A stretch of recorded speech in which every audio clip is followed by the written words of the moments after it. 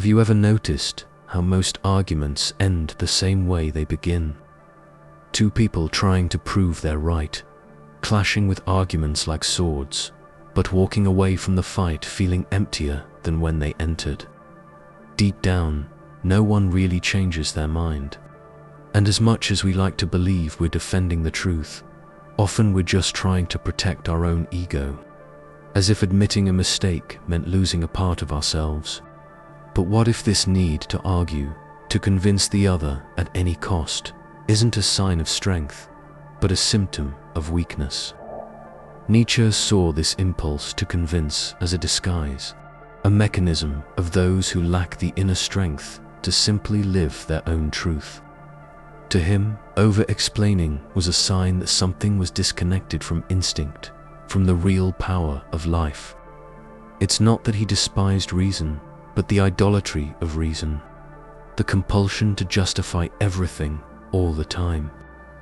In this video, you'll be invited to rethink your relationship with logic, debate, and the need to be right. Because arguing too much is a subtle way to hide the fear of acting, of being, of asserting yourself in the world without needing others' approval. Nietzsche didn't want to convince you of anything. He wanted you to awaken.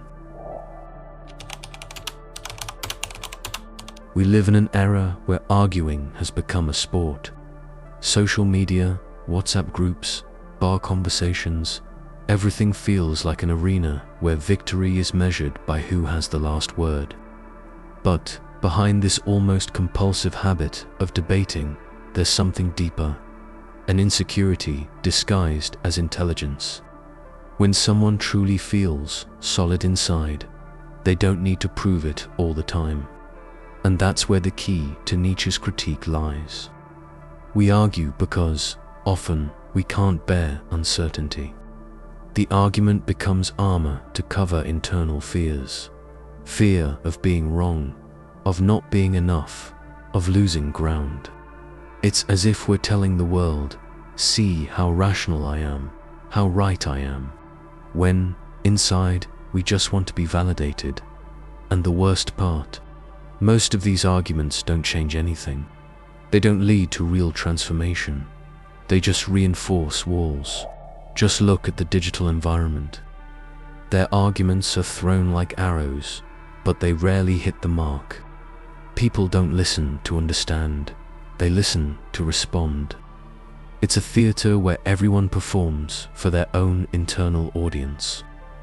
Nietzsche saw this as a symptom of decay. When the will to power is replaced by the will to convince, the soul weakens. Interestingly, this obsession with reason has roots in one of philosophy's icons, Socrates. He believed life should be guided by reason, that every impulse should pass through the filter of thought. It was a turning point. Philosophy ceased to be experience and became argumentation. Socrates was sentenced for corrupting the youth. But maybe what he actually did was inaugurate a world where everything needs to be explained. Nietzsche admired Socrates' courage, but criticized what came after him. A society increasingly rational, but increasingly less alive. By turning everything into discourse, we kill the creative impulse. Life becomes a courtroom where everything must be defended or attacked. But some things simply are. They don't need explanation. They don't need applause or permission. Thinking is essential, of course. But when thought becomes a substitute for action, we enter a kind of existential paralysis. Pascal once said, "The heart has its reasons, which reason does not know." And it's this wisdom we lose when we try to justify even our most authentic instincts. How many times have you hesitated to act because you didn't yet have all the arguments? How many conversations have you maintained just so you wouldn't seem weak, even knowing they would lead nowhere? Deep down, that's what Nietzsche is talking about. About the life that slips away while we're too busy trying to win debates. Who is stronger? The one who shouts the loudest, or the one who follows their path in silence, without needing to explain themselves? Nietzsche didn't believe that strength lay in arguments. For him, the true power of a human being lies in what they are, not in what they can prove. A lion doesn't need to explain its presence. It simply is. And that's enough. This image of the lion, which appears in Thus Spoke Zarathustra, represents the spirit that breaks free from the chains of blind obedience and inherited thinking, asserting its own path with courage. The philosopher admired animals that act on instinct, for being connected to a wisdom, a truth that doesn't need to be rationalized. For Nietzsche, the great tragedy of modern humans was precisely having lost this connection to instinct, becoming beings who think too much and live too little. The idea that debating is a sign of weakness may seem shocking at first glance. But think about it. How many times does an argument come from the fear of not being heard, of not being recognized? Nietzsche called this slave morality, a morality created by those who have no power but need to justify their condition through moral rules, rationalizations, condemnations. Instead of acting, they explain. Instead of creating, they criticize. According to him, the weak cannot bear to see the strong simply be. So they invent a value system where being strong is wrong, where instinct becomes sin, and where reason becomes the only acceptable form of expression. But this is an illusion, a world built to tame, not to liberate. Nietzsche believed that the strong human being, what he called the free spirit, does not concern himself with convincing others. He acts, he affirms, he presents himself to the world with the confidence of someone who knows who they are, even if the entire world questions them. For this type of person, debates are, at most, a passing game, but never a battlefield for their own worth. And it's not about despising communication or dialogue. It's about recognizing when dialogue has become a trap. When, instead of opening paths, it holds us back. When it serves more to our fear of acting than to the pursuit of truth. Nietzsche wanted to awaken in each individual a strength, a loyalty to one's own being that doesn't depend on approval.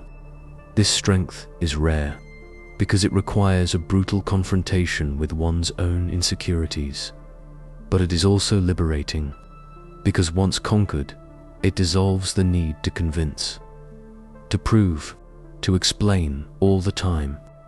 Maybe, deep down, this is what most bothers us about those who have this inner strength. The fact that they remind us of everything we're still avoiding becoming. The modern mind suffers from an illness, too much thinking. Every step brings a doubt. Every desire, an analysis. Every impulse, a justification. We live as if life were an academic thesis. Everything must be explained, defended, rationalized. But while we overthink, we underact. Nietzsche saw this as a disguised form of weakness, an existential procrastination. How many times have you delayed decisions, waiting for the right moment? How many opportunities slipped away while you searched for the perfect arguments to justify a simple step? This constant delay, this chronic hesitation, is what Nietzsche would call decadence. Because where there is full life, there is movement, there is impulse, there is courage to act even without guarantees. This is where the most powerful concept of his philosophy comes in. The Übermensch, the overman, a being who doesn't ask for permission to exist, who isn't bound by inherited truths or imposed rules. He creates his own values. He lives with intensity, not as someone seeking approval, but as someone affirming their own existence with every act. And this transformation doesn't come from consensus, but from boldness, from the courage to be ridiculous, to be wrong, to be misunderstood, and still move forward. Nietzsche doesn't propose an unattainable ideal. He proposes a posture to live with enough inner strength that you don't need applause. This is the crucial point, because many people think that overthinking is a sign of intelligence, but often it's just fear dressed as wisdom. It's the ego trying to protect itself from possible failure. It's the attempt to control the uncontrollable. Deep down, this excess of rationalization is an escape, an elegant way of not living. Nietzsche would provoke, what are you leaving undone while you organize your arguments? What ideas are you hiding behind the word prudence? And even more, who would you be if you didn't feel the need to apologize for simply following your instinct? Living without apologizing doesn't mean being reckless. It means recognizing that life is risk, that not everything can be calculated, and that sometimes the leap into the unknown is more truthful than 1,000 well-thought-out certainties. This is the key: action. Not as a blind impulse, but as the expression of a deep will, a will that doesn't need to be accepted to be real. Nietzsche didn't want you to become a logical machine. He wanted you to become a vibrant being with ideas that breathe, with gestures that say more than speeches. So next time you feel the urge to explain everything, stop, feel, and act. The path to power begins when you drop the script and take the lead. Many people believe that justice is a neutral force, an eternal principle of balance. But Nietzsche saw justice as something darker, a construction of power, a subtle form of control, both over the strong and the weak. For him, justice doesn't arise from a pure ideal, but from interests, from a will to dominate, or from resentment. Just look at history. Morality wasn't created by consensus, it was imposed by those who had power to maintain their position, or by those who didn't, to prevent the strong from crushing them. In both cases, what we call justice serves much more human and far less noble purposes than we're willing to admit. A classic example is the Melian dialogue by Thucydides. In it, the Athenians say, bluntly, the strong do what they can, the weak suffer what they must. Nietzsche didn't see this phrase as cruelty, but as realism, a recognition that the world isn't governed by absolute moral principles, but by competing forces. Justice, in this context, is merely the morality of the strongest, or the silent revenge of the weakest.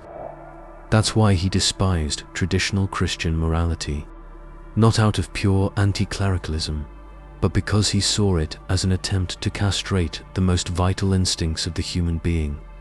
Anger, desire, strength, everything was turned into sin. Everything that was movement became guilt, and over time, we learned to distrust our own impulses, as if living intensely were wrong.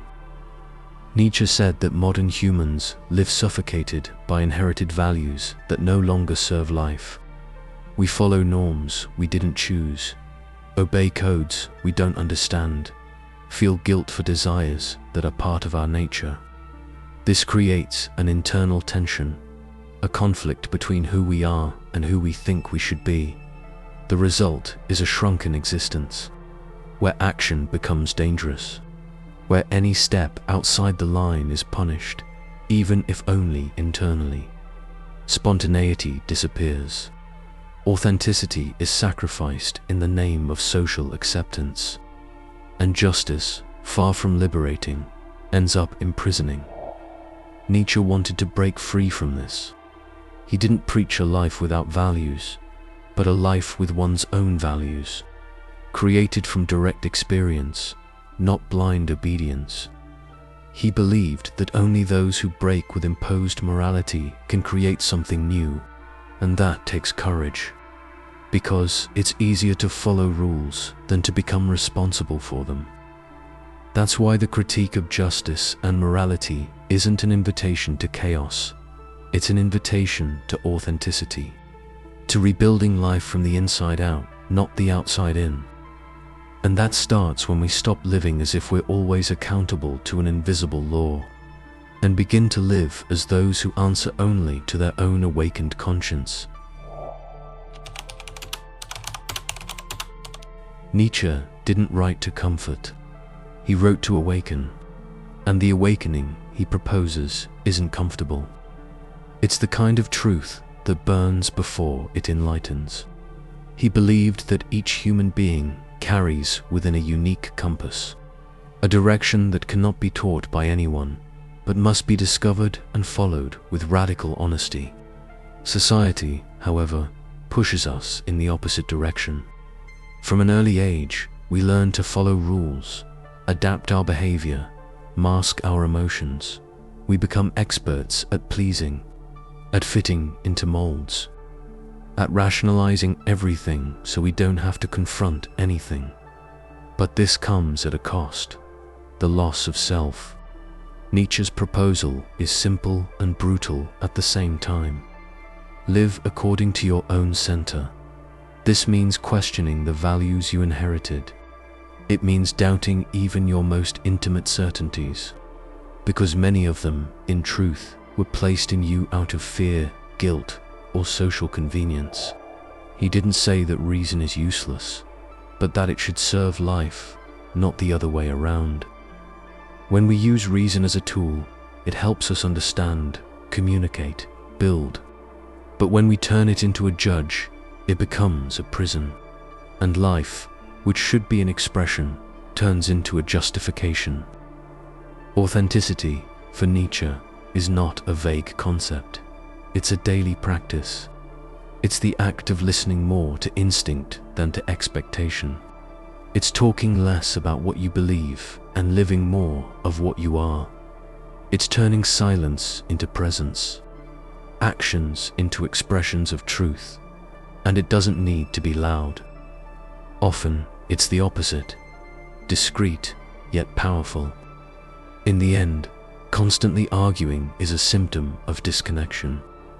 Those at peace with who they are don't need to convince anyone. Like the presence of someone who doesn't ask for permission to be who, doesn't hide behind words, who simply is. This is Nietzsche's invitation.